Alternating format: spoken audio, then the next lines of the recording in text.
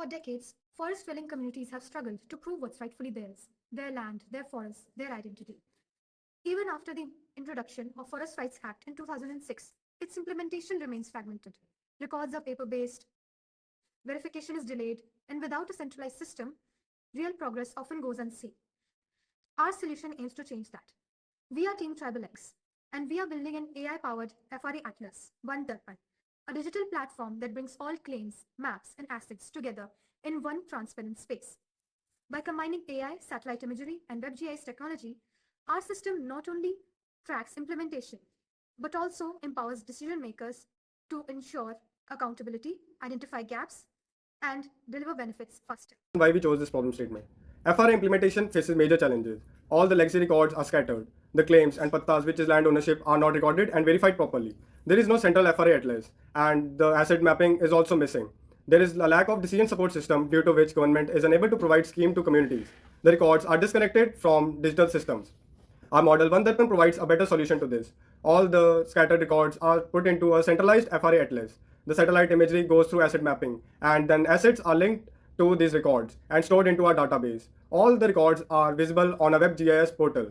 The decision support system helps to recommend the schemes.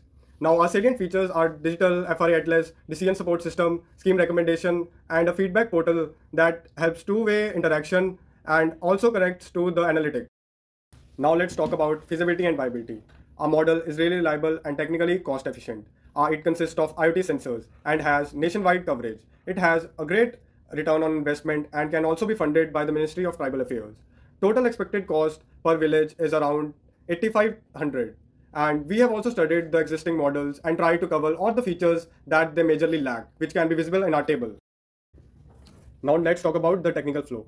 First, we have the Aadhaar and QR based verification, followed by role based access. First, all the valid documents are collected and are digitalized through our OCR and NLP extraction. Then these are further sent for claim verification. The satellite imagery is then processed through our image processing and further goes to the ML classification, where it is classified into further ponds, farms, and other buildings. And then it goes through the object detection. IoT sensor sends the temperature and soil water data and generate inputs which are stored in database. All the assets are then linked to claims.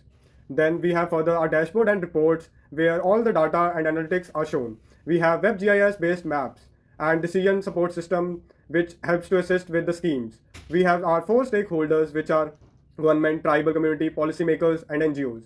Further extension, we have a basic feedback model that helps in the interconnectivity of our stakeholders, which has support system, geotagging, and community issue.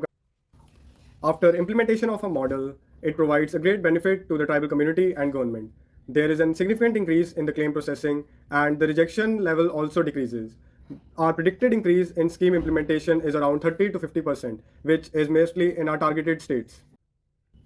We have taken references from official FRA dataset and our satellite data from Sentinel-2. We have studied the existing platforms like ISRI India, Pixel, and Bhuvan.